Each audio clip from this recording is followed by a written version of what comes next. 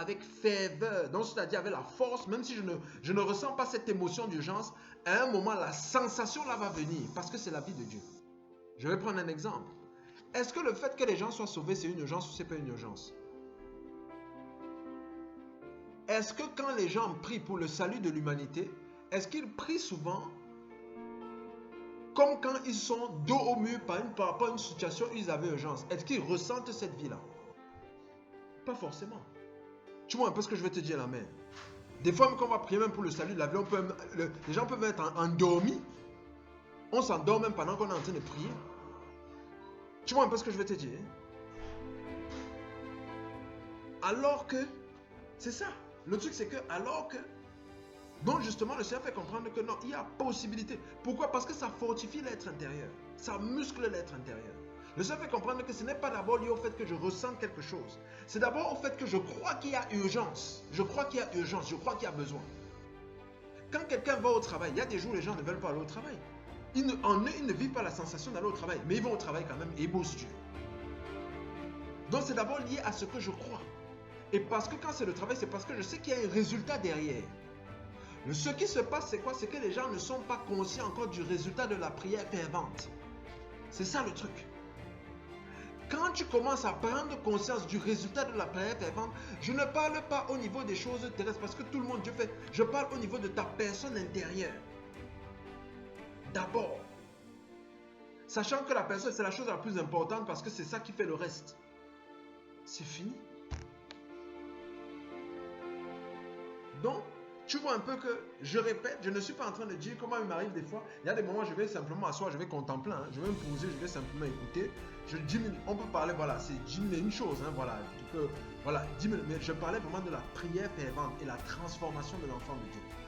C'est quelque chose qui va faire que les regrets, quand on parlait des regrets là, les affaires de regarder dans le passé, si quelqu'un entre dans la prière fervente, la personne juge que c'est urgent, entre dans la prière fervente par rapport à ces choses-là, et persévère, parce que pendant un moment, il y a des moments, je répète, c'est quoi? Il y a des moments où le Seigneur peut venir déverser cette onction-là, par exemple, la personne vit directement la sensation que voilà, je suis entré dans un mouvement, la personne vit la sensation et commence à prier comme ça, là, directement à vie, il n'y a pas de problème.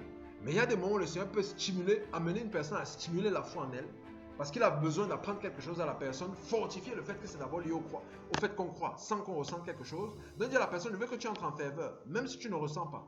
Même si tu n'as pas l'impression que quelque chose marche, je te demande de croire que ça marche. Parce que Dieu n'a pas dit que les choses marchent par rapport à la sensation d'abord, non. Il a dit la prière fervente du juste a une grande efficacité.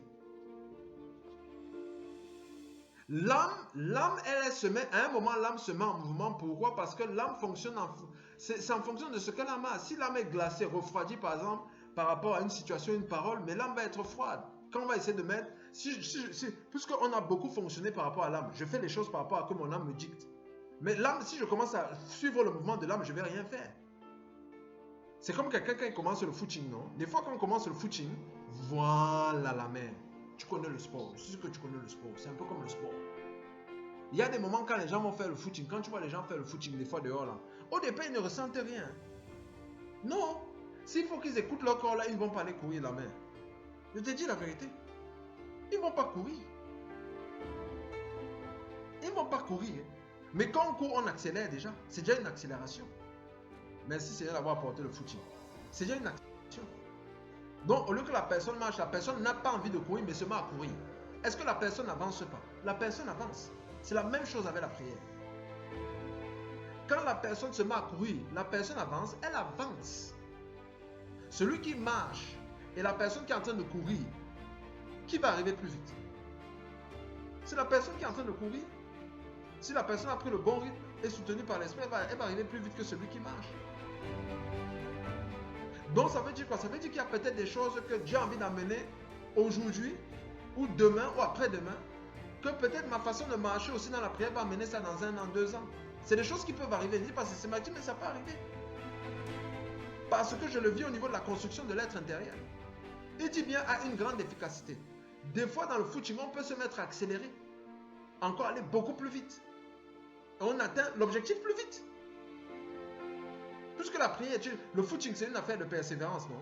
La prière est une affaire de persévérance. Celui qui amène la ferveur dans la prière, la personne va aller beaucoup plus vite. Sauf si Dieu a signé que non. Que tu sois vif ou pas, machin, ça va se faire dans 10 ans.